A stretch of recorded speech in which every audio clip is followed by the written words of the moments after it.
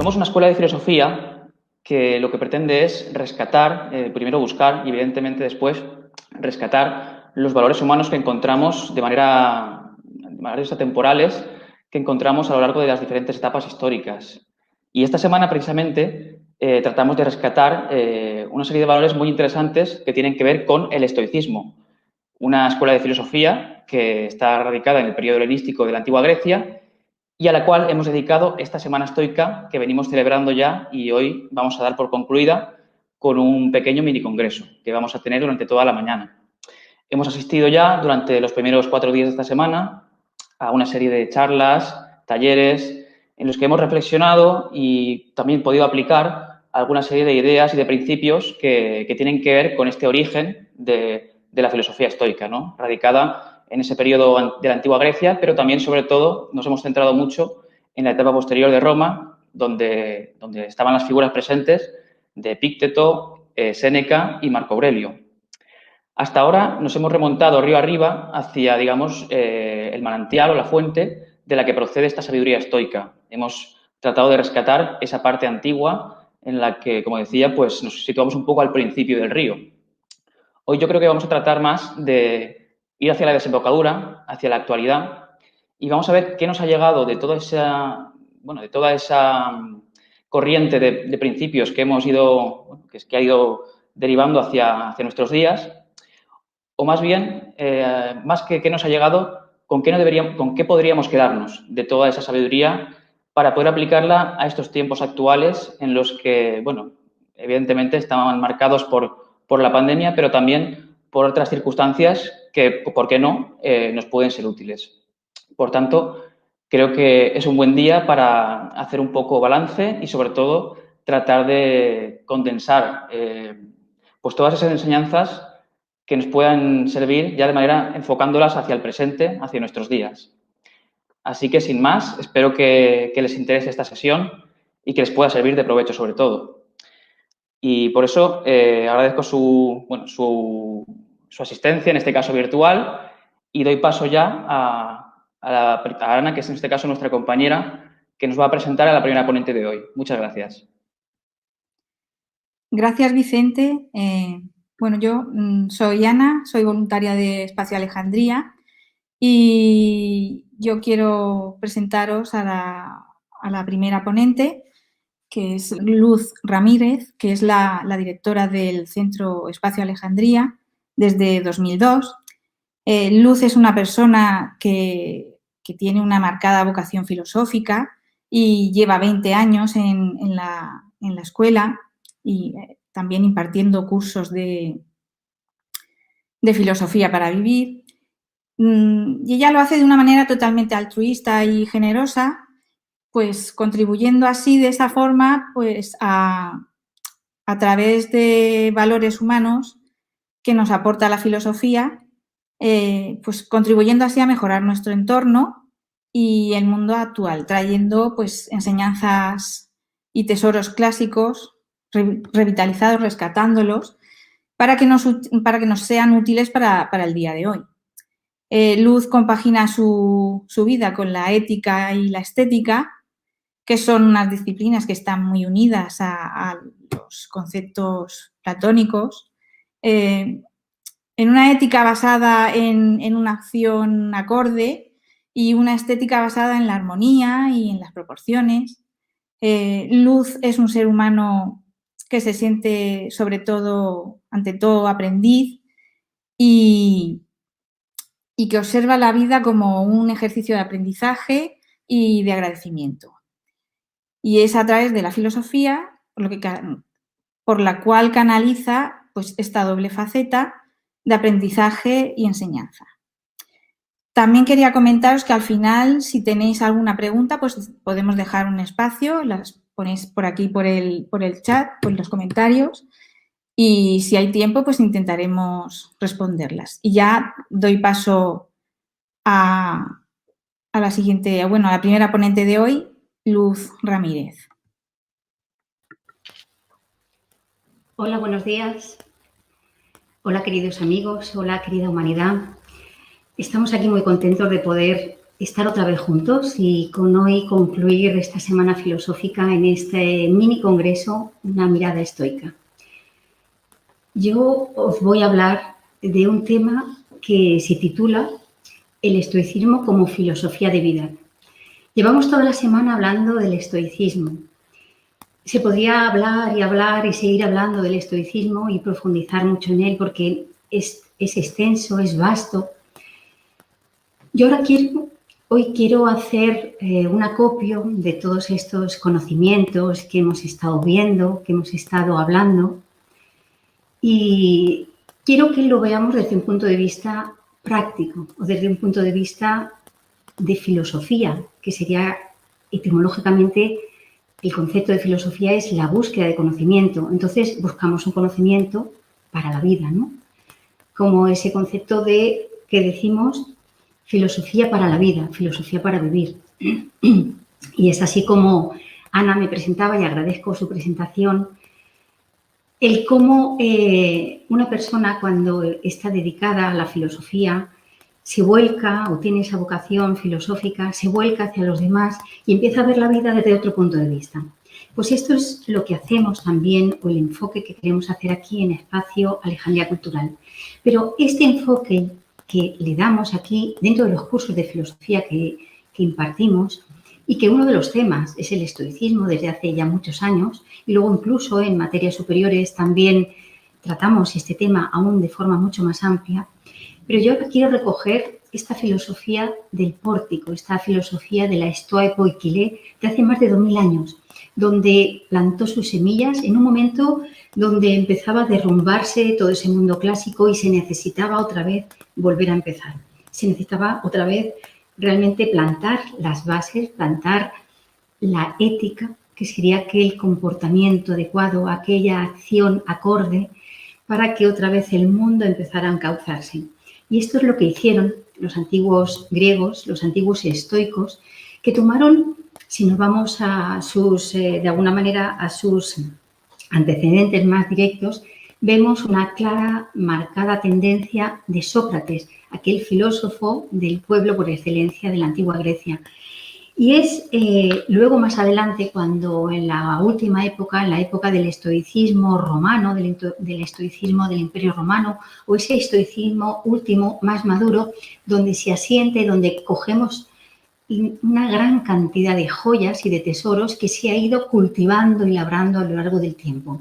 A lo largo de todos esos 7 siglos, o esos casi 7 siglos que dura el estoicismo, que nada más, nada menos, 7 siglos.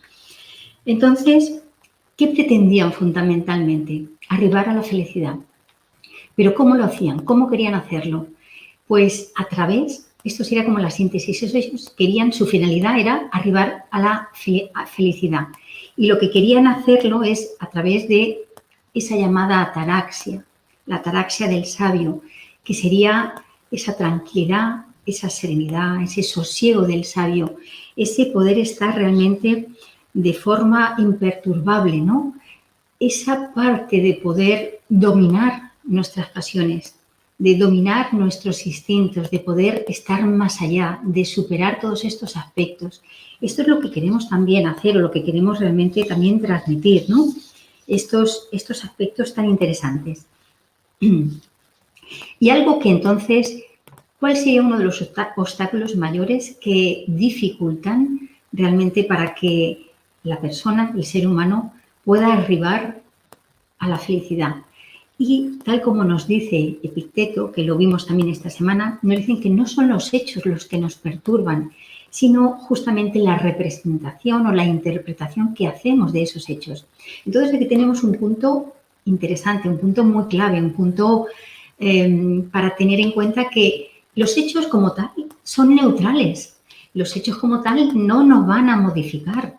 Somos nosotros con nuestras creencias, con nuestros pensamientos, con las circunstancias propias de ese momento, las que nos van a alterar o los aspectos que nos van a hacer que lo vivamos de forma quizás más neutral. Cosa bastante difícil. En el experimento que se hizo hace años, de este experimento de malvavisco, con los niños de 4 o 6 años que les daban una golosina, esta golosina que es una nube que se llama malvavisco, les decían, les metían en una habitación y les decían, si te esperas 15 minutos, luego te vamos a dar otra. Y estaban los que se quedaban mirando, los que se tapaban los ojos, los que daban un bocado, los que incluso daban un bocado y se lo ponían, y los que rápidamente se lo comían y los que aguantaban. Ese concepto de autocontrol de alguna manera se lleva innato, pero se puede seguir ampliando. Perdón, se puede seguir realmente desarrollando. Y esto es lo que hablan los estoicos, ese dominio de las pasiones, ese dominio de la parte instintiva. Luego, con el estudio de Malvavisco, se vio que aquello que decían décadas después, hablaban de que también iba a influir mucho las circunstancias y el contexto, cómo estaba el niño en cada momento o cómo le hubiera ocurrido, pero no es tema para este momento. Lo que queremos también hablar es que para poder llegar a ese dominio, para poder llegar a esa situación, para poder controlar esa situación, otro de los aspectos muy interesantes que nos hablaban justamente es que pudiéramos ser observadores sin identificarnos, empezar a ver las cosas con una distancia, empezar a ver las cosas como si no nos pasara a nosotros, sino como si le pasara a una tercera persona. Esa desidentificación hace que no estemos tanto en el meollo de la situación o de la cuestión o del problema, cosa que ellos también modificaban y no le decían problema, le llamaban desafío o prueba o reto, que entonces en nuestra mente ya cambia muchísimo ese enfoque. Es otra forma, otra manera. Entonces, lo que nos dicen que hay que estar más allá, ¿no?, de la cosa en cuestión y hay que verlo como una tercera persona. Y, sin embargo, no quedarse afectado por la cosa en sí, y es cuando se puede ir llegando a conquistar la felicidad o realmente la felicidad. Esta, fundamentalmente, eran la finalidad de las escuelas moralistas, que como ya hemos estado viendo en la semana y sobre todo en el primer día, viendo el contexto, el estoicismo no era la única escuela moralista, pero sí fue la más ecléctica y la que hizo un recogimiento y un acopio de la gran cantidad de momentos y de escuelas que habían y fue la que quedó de forma más equilibrada, más balanceada, dentro de las que eran más de la línea dura, como los cínicos, o de una línea más que buscaba el placer, como los epicúreos o los cirenaicos, ¿no?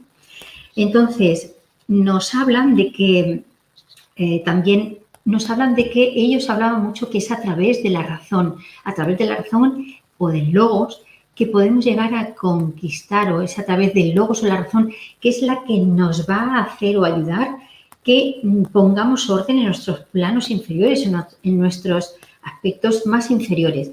Pero llegan a decir incluso que la razón sola no basta. La razón sola, si se queda demasiado intelectual, es insuficiente. Tendríamos que ir a una razón más elevada y que esa razón más elevada tendría que estar conectada con lo que es el corazón.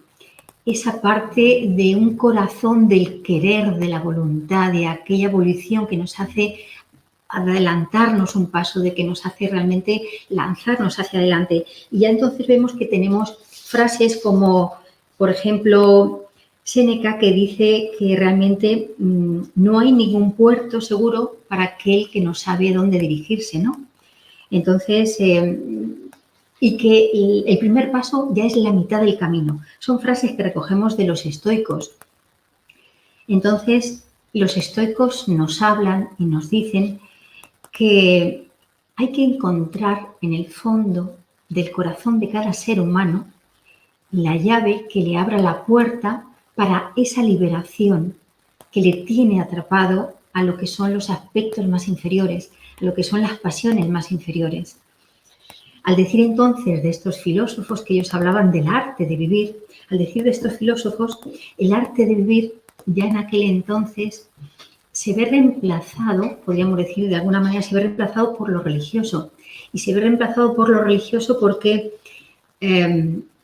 como decíamos, en esa caída de conocimiento, ni la ciencia, ni la filosofía, ni la política, ni lo religioso llegan a contestar, llegan a responder las necesidades innatas, intrínsecas que tiene cada ser humano.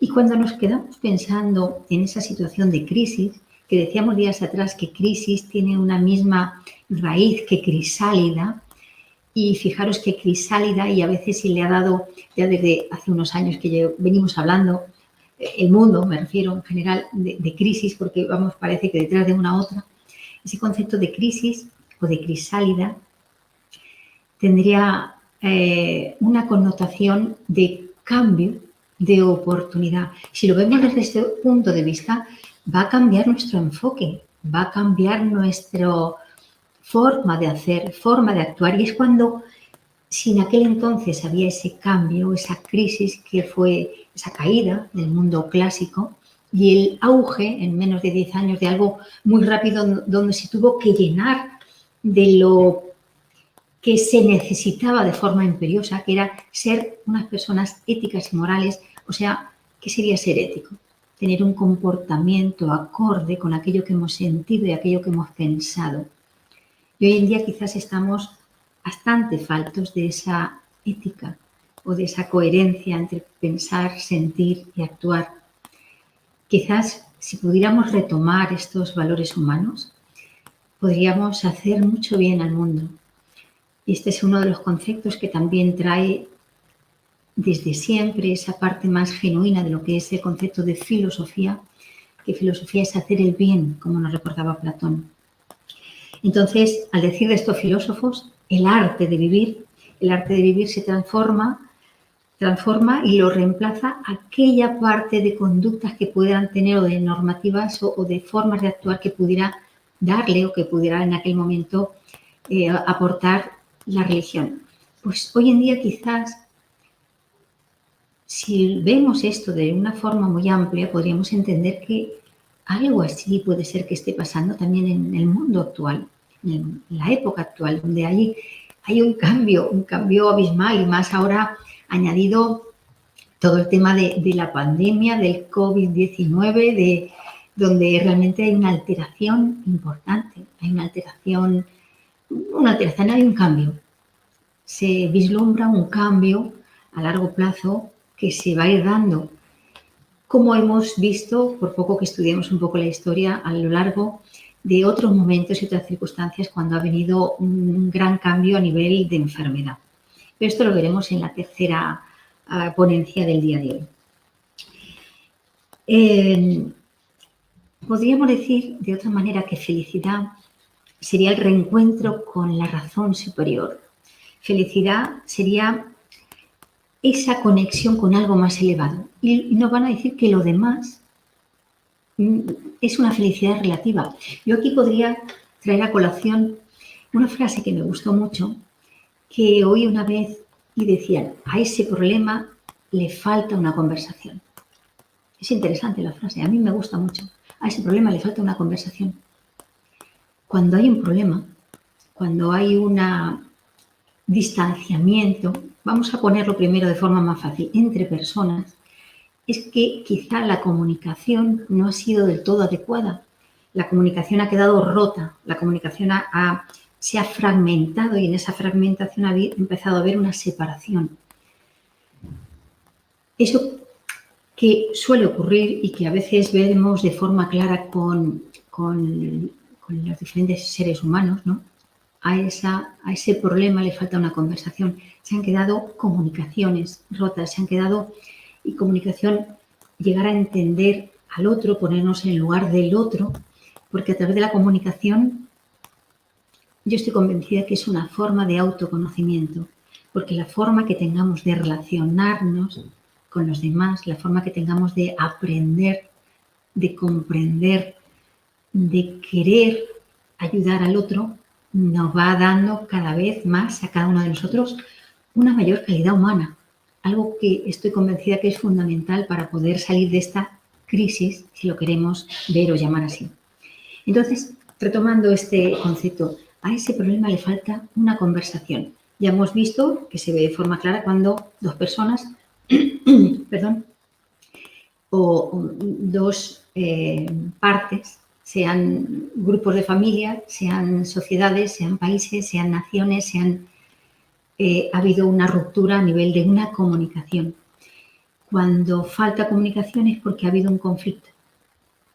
o el conflicto es lo que ha derivado a la falta de comunicación. Pero ahora lo vamos a llevar desde este punto de vista donde estamos hablando de que la felicidad es un reencuentro con la razón superior. Aquí yo quiero hacer hincapié algo que luego traeré también para ahondar un poco más en lo que nos dé el tiempo de hoy, el tiempo de una charla, de una conferencia, de una ponencia, porque detrás tenemos dos más, donde quizá, y yo pienso que tendríamos que valorar, quizá se ha roto la comunicación interior nuestra de algo más bajo con algo más superior, que tendría que ser esa razón rectora y esa razón rectora y gobernante de las pasiones inferiores. Cuando se pierde esa conexión de lo más elevado y lo más bajo que nosotros tenemos, se pierde realmente esa conjunción que puede hacer que vayamos arribando a una felicidad más verdadera, más amplia, y no a felicidades relativas que a veces están y otras veces no están, y que vamos persiguiendo de forma a veces desesperada porque hemos perdido esa conexión con nosotros. Y vuelvo a repetir, a ese problema le falta una conversación. Si tenemos un problema porque nos podemos sentir solos, solas, apesadumbrados, tristes, melancólicos, irritados, alterados, cualquier alteración negativa o disruptiva o cualquier alteración que nos pueda, que sea como destructiva o con rabia o con odio, ha habido una, primeramente, anterior a la persona o al objeto en cuestión, externo a nosotros, ha habido una falta de comunicación, una conexión con la parte más elevada que cada uno tenemos. Esto es la que yo abogaría para que volviéramos a tener conversaciones con nuestro yo superior, si lo queremos llamar así. En la medida que vayamos abriendo ese canal, en la medida que vayamos haciendo ese recorrido más veces, vamos a poder encontrarlo libre de malezas y no siempre con obstáculos. Y a decir de este mismo enfoque, ya nos dicen una frase de los estoicos, nos dicen: el obstáculo es el camino. Justamente aquello que nos trae un obstáculo, aquello que nos trae una dificultad, es por donde más tenemos que quizás ahondar, porque es como decir, voy por un camino y me encuentro un obstáculo, una pared, una piedra muy grande, algo cerrado, y pienso, ya no se puede seguir. Y entonces me giro y me voy. Pero si me voy, estoy perdiendo la capacidad que la vida me trae de superar esa prueba o ese obstáculo o esa dificultad, que es la que necesito en ese momento y es la que me va a hacer crecer. Y traigo entonces una de las leyes fundamentales del estoicismo que nos hablan de que, de estas dos leyes, la ley de la necesidad, todo aquello que la vida nos trae es porque lo necesitamos. Y la segunda ley es la ley de finalidad. Aquello que necesitamos es para que tenga una finalidad, que es arribar a aquello más preciado y elevado que hay en nosotros. Entonces, cada vez que nos embarquemos en algo o la vida nos traiga algo, en vez de desecharlo y decir, pero ¿cómo a mí la vida me trae esto? ¿Qué he hecho yo, por favor, Dios mío, para que la vida me traiga a mí esto?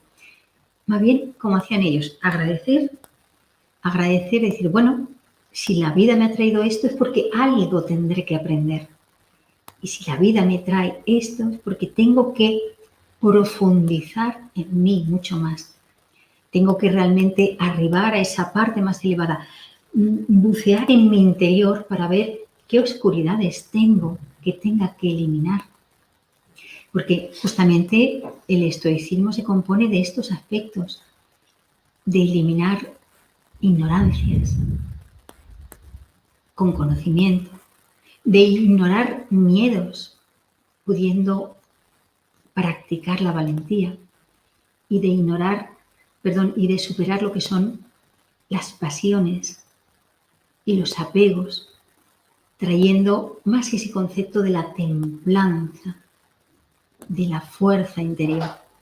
Entonces vamos a ir consiguiendo y alcanzando lo que es esta libertad, primeramente, para poder luego ser felices. Porque si somos esclavos de nuestras pasiones, si somos esclavos de nuestras creencias limitantes, si somos esclavos de nuestras dificultades o si somos esclavos de creer que la otra persona, el otro, el de más aquí, el de más allá o la vida, cómo me ha hecho esto, estamos errando en el sitio donde tenemos que poner nuestra fuerza, nuestra capacidad de movimiento, nuestra capacidad de práctica, nuestra capacidad de acción, que es justamente aquello que recupera y lo trae de forma más pulida Epicteto, pero que Zenón ya planta las bases y Epicteto habla y nos dice: las cosas son de dos tipos, la que depende de ti y las que no dependen de ti. Las que dependen de ti están bajo tu criterio y bajo tu control y son tus pensamientos, tus sentimientos, tus acciones, tus reacciones. Fuera de eso está todo fuera de tu control. Pero ocúpate de aquello que dependa de ti, que es aquello que realmente puedes modificar. Y no intentes mover, cambiar aquello que, como no depende de ti, no lo vas a poder cambiar. Y sin embargo derrochamos una cantidad de tiempo y de energía, incluso de dinero y de salud mal empleada, o al final de mala salud, queriendo que las cosas sucedan y ocurran como yo quisiera, como a mí me gustaría, porque es que tal persona me ha dicho, el otro también, y cómo me han... Eso no es. Y entonces vuelvo a la frase que decía al principio, no son los hechos lo que nos perturban, son la representación que nos hacemos de ellos. Los hechos como tal son neutros. Va a depender mucho de las circunstancias que en ese momento, y vuelvo a decir, esa circunstancia va a depender de la conexión o de esa conversación, primeramente, que tengamos con cada uno de nosotros. Ese tipo de conversación y ese cómo tomemos los hechos de forma cada vez más neutral o con esa desidentificación, con eso ver como si fuera que le pasara a otra persona, es aquello que va forjando un estilo de vida, una forma de vida, o como este concepto estoico, una filosofía para la vida. Es muy importante tener una filosofía con la cual vivir. Es muy importante que sea la filosofía una base o un agarradero firme y seguro donde nosotros poder transitar la vida. La filosofía nos trae, nos aporta una ingente cantidad de enseñanzas, de tesoros, de riquezas, de todos los sabios, grandes personajes, filósofos, pensadores de las diferentes civilizaciones, culturas, da igual el lugar, el sitio, y entonces podríamos decir como Séneca sobre la brevedad de la vida. Podemos tener a todos estos pensadores aquí y ahora a la vez cuando yo me pongo en contacto con ellos y volvemos a hacer y a traer el tema de la conversación.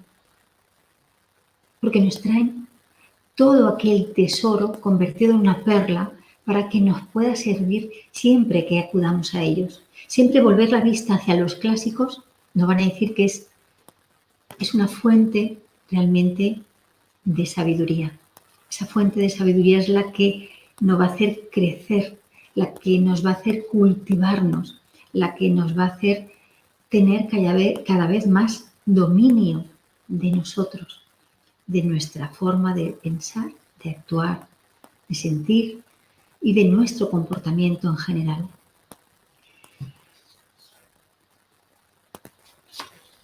Si cada ser humano volviera su mirada a su interior,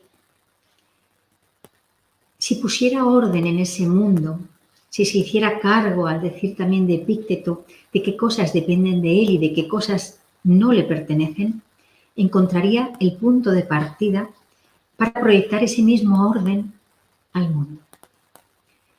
Si somos capaces de mirar y hacer una reconexión interna, podríamos llegar a tener una mayor capacidad para poder entender el mundo que nos rodea, para poder entender el mundo en donde estamos circunscritos, donde las circunstancias, el momento histórico, la vida, el destino en el mundo donde nos ha tocado vivir. Que ese mundo donde nos ha tocado vivir es donde tenemos que hacer y actuar.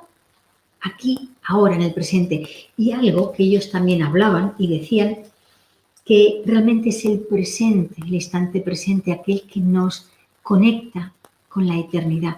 Porque es en el aquí y en el ahora, en el tiempo presente, en el tiempo y el espacio presente donde yo puedo llegar a conectar con esos otros tiempos y otros lugares de otras épocas y en el presente. Entonces ese instante presente se vuelve mágico en la medida que conectamos.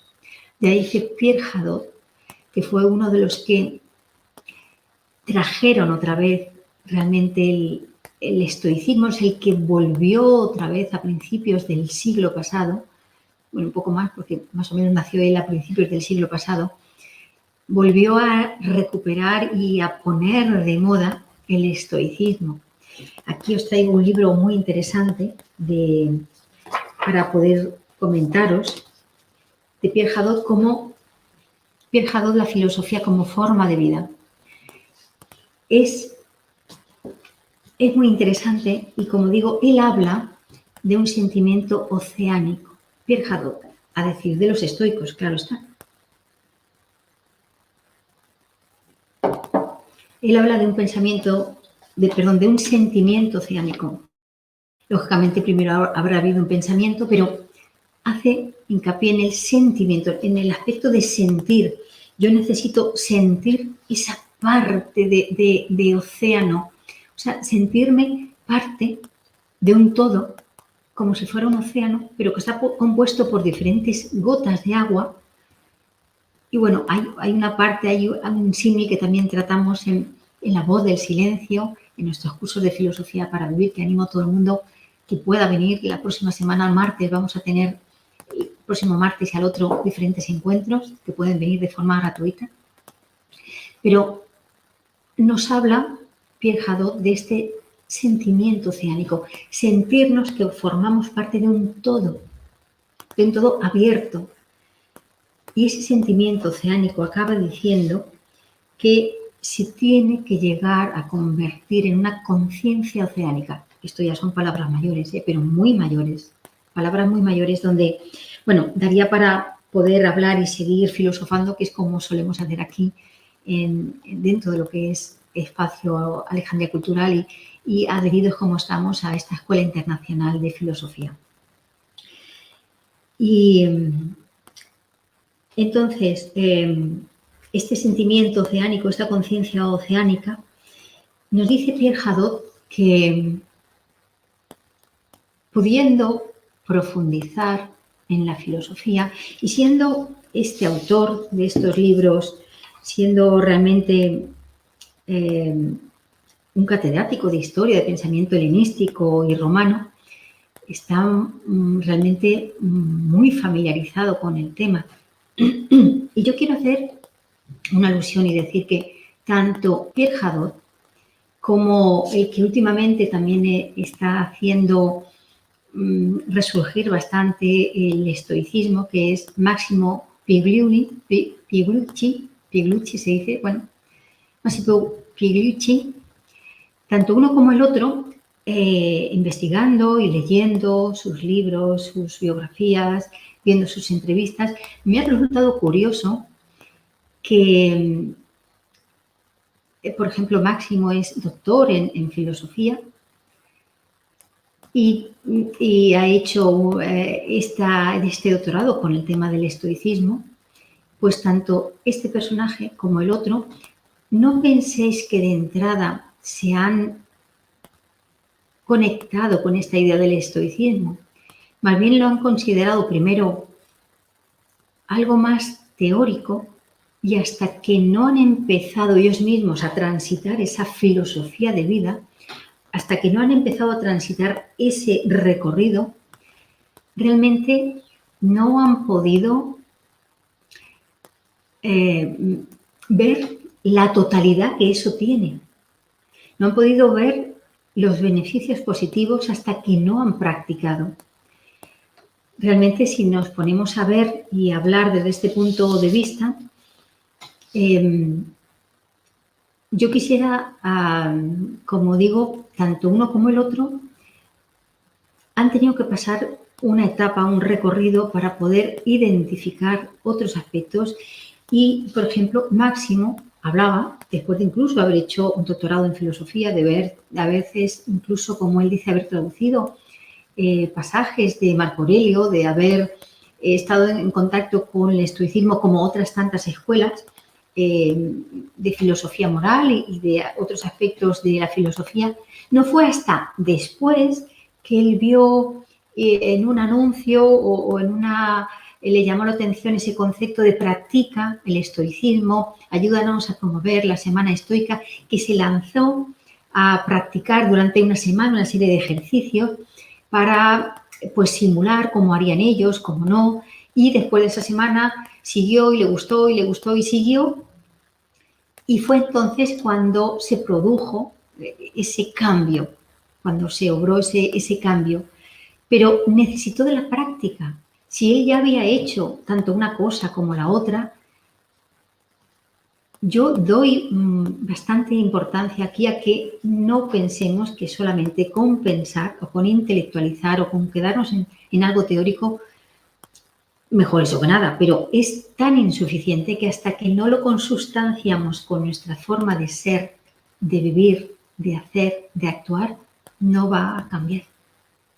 Pues este señor, como Pierre Hadot, que también hablaba, que en sus cátedras decía y hablaba de estos enfoques donde incluso él nos llega a decir, a mí me parece curioso, ¿no? Nos llega a decir como que no tengamos, dice que subraya también la tentación para todo filósofo de creer que filosofar es construir un discurso teórico impecable y preferiblemente nuevo.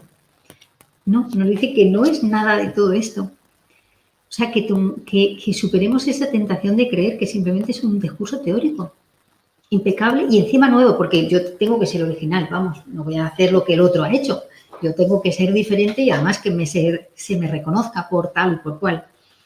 Pues no, él nos dice que realmente es algo muy bonito lo que dice y está a colación de lo que estamos viendo en esta charla, que ese discurso filosófico tiene que llegar a transformar de tal manera nuestro interior para que sea un discurso, si lo queremos ver así, traducido en ejercicios espirituales.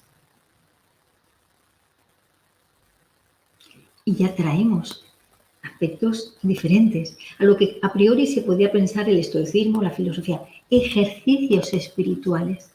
Decía que ese discurso interior filosófico que cada uno de nosotros nos hacemos, nos realizamos cuando entendemos que en nuestro interior tiene que haber un cambio en base a lo que ha ocurrido, el discurso interior que yo me hago, la captación, la comprensión, la capacidad de cada vez tener una respuesta no reactiva, sino más dilatada, comprender que la otra persona, como decía a lo mejor Marco Aurelio, comprender que quizás la otra persona, pues dice, te vas a encontrar cuando salgas a la calle, te vas a encontrar con una persona que igual te va a criticar, te va a injuriar, te va a insultar, te va a robar, te va a mentir, pero prepárate para todo esto. Y si preparación de estos acontecimientos, como ellos decían, ¿no? Hay un término que también se le dice ahora de forma moderna, ¿no? Este término de esa visualización proyectiva, ¿no? O esa incomodidad controlada, ¿no? Para salir de nuestra zona de confort y sostener lo más que podamos nuestra fuerza de voluntad y desarrollar la valentía para que no surja a priori esa parte de reacción instintiva como lo suelen hacer los animales. Si tenemos que diferenciarnos y elevarnos de los animales con referencia a todo esto, tenemos que hacerlo de otra forma, tenemos que hacerlo de otra manera. No puede ser que hagamos igual que ellos. Necesitamos hacer de otra manera.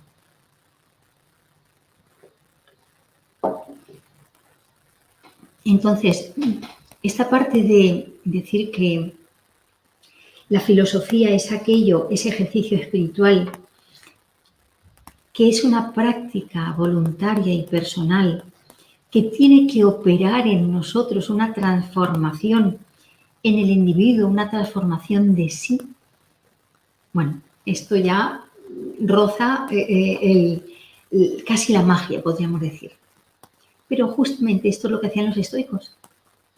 Justamente es lo que traemos y decimos que quizás ahora puede ser muy interesante que volvamos otra vez a las andadas de los estoicos, para que nos sirva su forma de actuar, para que nos sirva su forma de relacionarse, para que nos sirva esa parte de en medio, esa parte que decimos que en esa visualización proyectiva hay que pensar y hay que respirar para...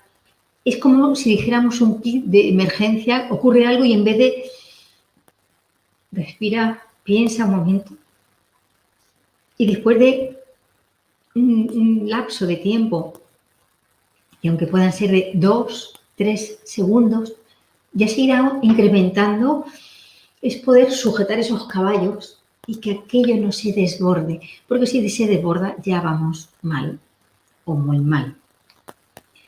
Porque posiblemente digamos lo que quizá luego nos arrepentamos, porque hagamos aquello que luego nos arrepentamos también, porque nuestra forma, nuestra actitud, nuestro sentimiento, nuestra explosión, y según el grado, puede a veces llegar a no ser remediable.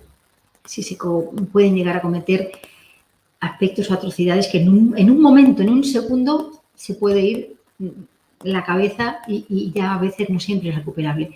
Pero si ese segundo, un segundo, 2, tenemos la capacidad de poder aguantar un poco ese tiempo y cada vez alargarlo, iremos alcanzando ese dominio que dicen los estoicos, ¿no?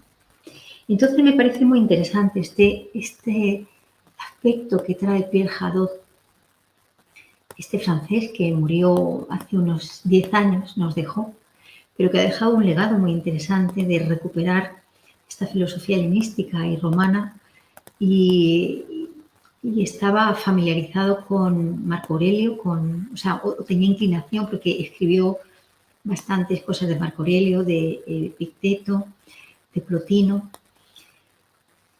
Y él hablaba entonces que ese ejercicio de preparación es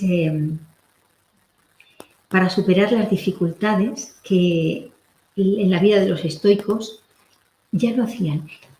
Y ya lo hacían en la vida de los estoicos, pero ellos, los estoicos, ya lo recogían de tiempo anterior de los presocráticos, como puede ser Anaxágoras o incluso también Eurípides, que también hiciera el trasbordo Platón.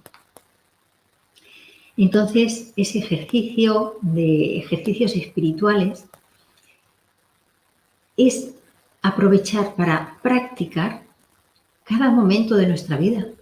Porque en cada momento nos podemos encontrar una situación concreta donde tengamos que observarlo desde fuera, donde tengamos que tener un poquito más de distancia, donde quizás tengamos que aguantar un poquito estos caballos, donde quizás hagamos determinados aspectos que nos ayuden a ir no identificándonos tanto con la situación, sino viendo y observando como desde fuera cuál es nuestra reacción y por qué, qué cosas nos ha molestado. Eso nos puede dar muchísimas pistas de cómo poder trabajarnos por dentro, en cada día, en cada momento, en cada situación. Analizar. Ya decía Zenón de Citio, que le gustaba decir que era de Citio y que llegaron, y tanto lo dijo que en Grecia, en Atenas, en una de las estatuas que hicieron en un pórtico llegaron a tener que añadir de Citio, porque él decía que quería que se reconociera que era chipriota, que era de Citio, ¿no? Pues ya decía Zenón que tenemos 2 orejas y una sola boca para escuchar el doble de lo que hablamos. Si constantemente estamos llenando el espacio, a veces puede ser de cosas interesantes, pero el silencio también es una de las aspectos dentro de la música más preciados, porque si no estuviera el silencio, no habría música. Pues aquí, de la misma manera, si no estuviera el silencio, no podría haber una conversación. Si siempre estuviéramos parlateando constantemente como un papagayo, ¿en qué momento apresaríamos, asentaríamos todos estos aspectos, todo este enfoque? No podría ser. Bien, pues este concepto de Pierre Hadot, de esta parte de discurso filosófico, de ejercicios espirituales, es lo que yo veo fundamental, es lo que entiendo y considero que es aquello que realmente se puede convertir en una filosofía de vida y no simplemente en unas meras técnicas que, bueno, que para determinado momento puede valer. Máximo habla, igual que también cuando salió el tema de Pierre Hadot, cómo Pierre Hadot lo recoge de este contexto helenístico, pero a mitad del siglo pasado la psicología cognitiva conductual recoge aspectos del estoicismo, sobre todo técnicas, separa la técnica de lo que es esa parte de metafísica o de filosofía de vida o de doctrina o de aquella parte de finalidad, como decíamos antes, y lo recoge para determinados aspectos para tratar a su gente en temas de autoayuda y que como técnicas pueden estar fenomenales, están muy bien. Sin embargo, no tenemos que olvidar que una técnica, como pudo ser este concepto de semana estoica que hablábamos antes, o nosotros estamos hablando también de una semana estoica, pero dándole otro cariz, otro hincapié, aunque yo ahora puedo decir, y también me gustaría acabar con algunas formas para algunos ejercicios concretos para cómo empezar, cómo hacer. Tenemos que recordar que esta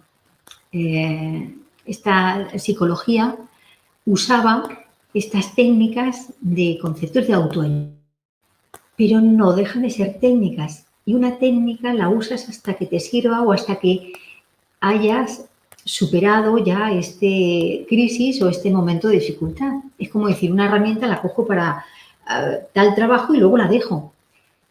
Es que es muy diferente a una filosofía de vida que nos marca un rumbo, un camino, un cauce hacia adelante y hacia arriba, como decía yo antes, que con esa conexión de algo más elevado. Esto es lo que nos va a ayudar mucho más. Aunque bueno, en la vida hay de todo, pero la cosa es que sepamos qué cosa es y de dónde viene. Y hablando también de dónde surgen unas cosas y otras, como hemos estado hablando esta semana, de la moral estoica, de esa forma de actuar del estoicismo, de esa moral estoica, la recoge al principio del cristianismo para hacer justamente esa moral estoica de donde coge la parte de ascética y la lleva al cristianismo. O sea que de alguna manera, lo que no suelen decir la ciencia, nada se crea ni se destruye, todo se transforma. Todo aquel conocimiento válido se va dando forma y si nos ponemos a ver, lo que ahora estamos recogiendo de la antigua Roma surgió de Grecia, pero de ahí surgió de los presocráticos, de ahí surgió, nos ponemos a ver más atrás de Egipto y así, si vamos tirando del hilo, realmente la humanidad somos toda una gran familia, una querida familia. Somos toda una gran familia donde todo lo que ha acontecido dentro de lo que es nuestro planeta es algo que sería lo que podríamos decir el acervo cultural para todos nosotros. Y es una pena que no podamos aprovechar, que no echemos mano de este conocimiento que está ahí. Es muy interesante. Entonces, siguiendo este concepto y viendo para poder dar algunos aspectos prácticos, porque ya nos va a quedar poco tiempo y vamos a tener que dar paso a la siguiente conferencia. Y por si hubiera habido recogida alguna pregunta, yo quiero acabar o quiero ir recogiendo estos aspectos del estoicismo como filosofía de vida, donde realmente pienso que el estoicismo es una filosofía de vida para la actualidad fenomenal, eminentemente práctica, que nos va a ayudar muchísimo, que nos va a traer una serie de conocimientos que nos van a ayudar a liberarnos de esas trabas, de la pasión, de esas trabas que nos atan, ¿no? Necesitamos entender que en los diferentes reencuentros del estoicismo, nosotros traemos una serie de aspectos que nos pueden ayudar. Ellos hablaban del estoicismo que, por un lado, como digo, es una filosofía de vida que tiene implícita unas técnicas. Nosotros lo queremos sumar todo, la filosofía de vida, incluidas esas técnicas. Hay veces que sí, se ha separado simplemente las técnicas y, como veremos en la siguiente ponencia, las técnicas disociadas de este concepto de filosofía de vida, usando la parte del raciocinio, del razonamiento elevado, que tiene que desembocar en una mejora del individuo y, por lo tanto, una mejora de la sociedad, una mejora en la vida de los demás, porque si yo mejoro como ser humano, mi punto de vista hacia los demás también va a mejorar. Entonces, estoy ayudando a que mejore la sociedad. Cuando hay una disociación que no siempre está conforme a la filosofía de vida, vemos que se queda simplemente en las técnicas y hay un movimiento por Estados Unidos, por Silicon Valley, que hacen alarde de cómo es un estoico, cómo tiene que ser, cómo deja de ser, que esto va a dar paso a la siguiente charla que vamos a tener ahora en unos minutos, a las 11:15, cuando hablamos de estoicismo, el postureo, ¿no? Cuando simplemente se queda en un alarde o en un aparentar o en un incluso demostrar. Esto es totalmente contrario a lo que realmente harían los genuinos estoicos, tomando como ejemplo estos de la antigüedad. Y los modernos que puedan haber ahora, o que podamos haber ahora, realmente recogemos este guante para calladamente poder ir superando nuestros aspectos más inferiores, nuestros aspectos más infantiles y poder desarrollarnos más como seres humanos, acrecentar nuestra capacidad hacia arriba, conectar con más cosas y entonces poder ser ese cambio que queremos ver en el mundo, como diría Gandhi. Cuando la razón está mal encaminada, puede ir en contra de la naturaleza, porque los estoicos hablan mucho de la razón, pero una razón elevada, una razón conectada con el logos de la naturaleza que coincida con el logos nuestro, con nuestra razón, o podríamos decir con la razón de la naturaleza o con lo que la naturaleza trae para la vida y lo que nuestra naturaleza como seres humanos tenemos que desarrollar como tal. Cuando la razón está mal encaminada va en contra de la naturaleza. ¿Cómo hacer entonces que la razón subordine al cuerpo y lo encauce a la verdad? Y nos dicen que esa es tarea de la ética o de la moral. Y al decir también de Plotino, ya que antes hablábamos de Pierre Hadot con Plotino, al decir de Plotino decía que realmente somos como un diamante que hemos caído en el barro y que para limpiar ese barro lo que necesitamos es la ética o la moral, esa filosofía moral, para ir limpiándonos de impurezas, para que vaya brillando más la parte interna de qué somos, de lo que realmente somos.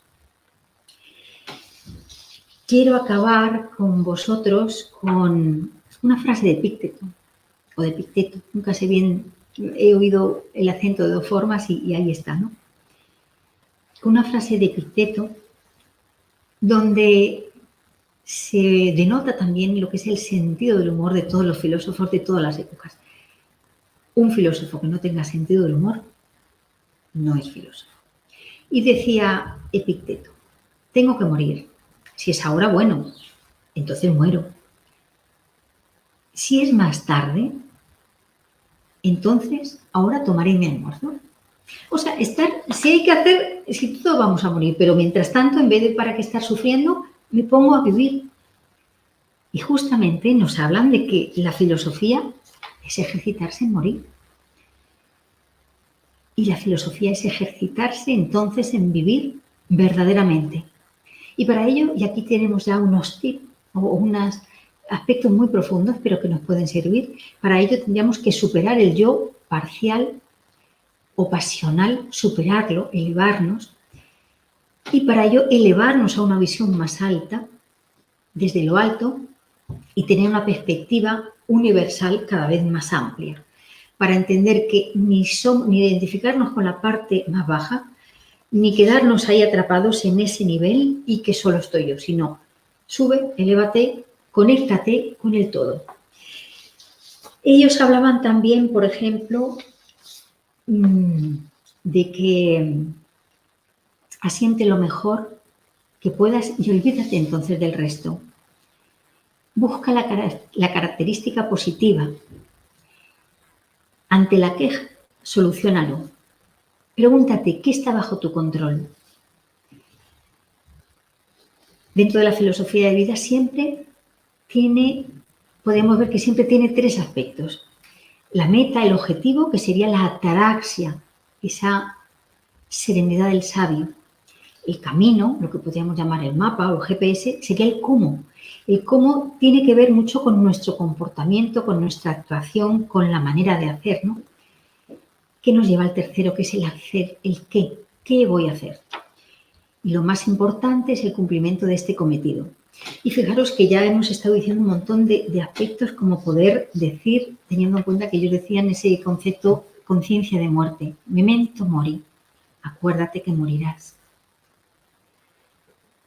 También hablaban del amor fati, ama el destino como te venga, porque lo que te viene es necesario y tiene una finalidad para ti en concreto. Entonces agradécelo, admite errores, admite que puedes tener errores.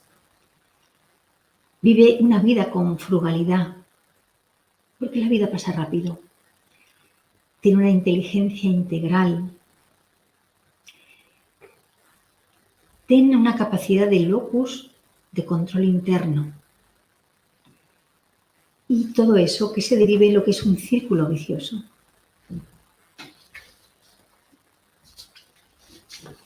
Yo creo que con estos aspectos y ahora quizás Ana nos pueda decir si tenemos alguna pregunta. Hay una pregunta, sí, perdón. Antonio nos pregunta que, bueno, dice que se ha citado a Máximo. ¿Cuál es su apellido y qué ha escrito? Si podías dar más información sobre él. Pues el apellido es Massimo Pigliucci, así es como con dos Cs, Pigliucci, y ha escrito varias cosas, tiene varios libros, a ver que os pueda buscar, que lo tengo por aquí. Es doctor en filosofía, era anterior doctor en biología.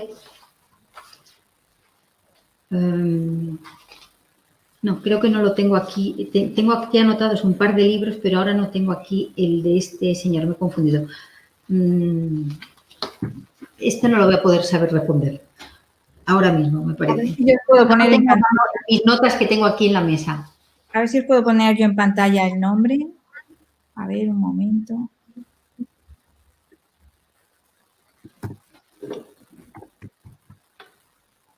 Voy a encontrar.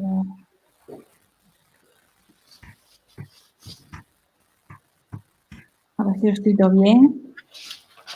Pigliucci.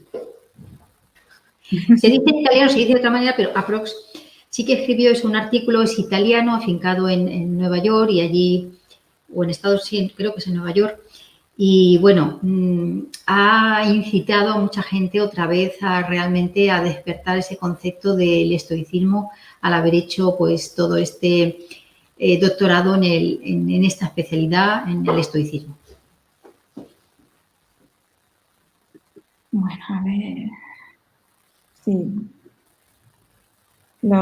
O sea, otros oyentes nos han puesto también en los comentarios el nombre. Pero lo han puesto también con 2 S, ¿eh? No sé. Bueno, yo creo que lo he encontrado con X, pero bueno, de una manera o de otra lo encontrarían, esto. Bueno, pues no hay más preguntas. Ujú.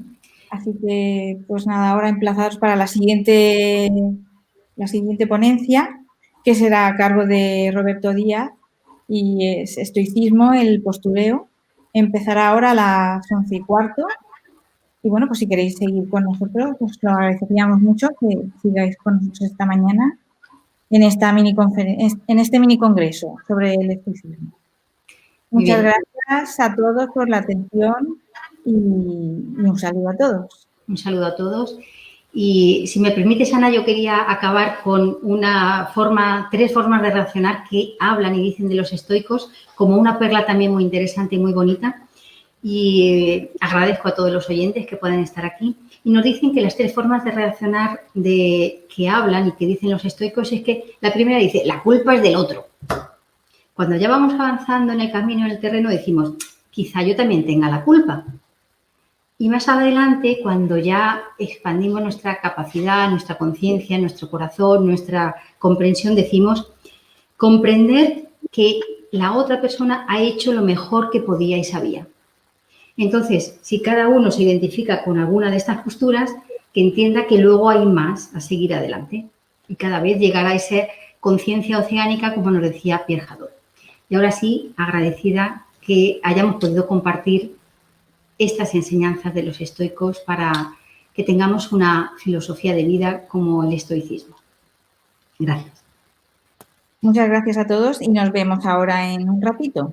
Hasta luego. Adiós.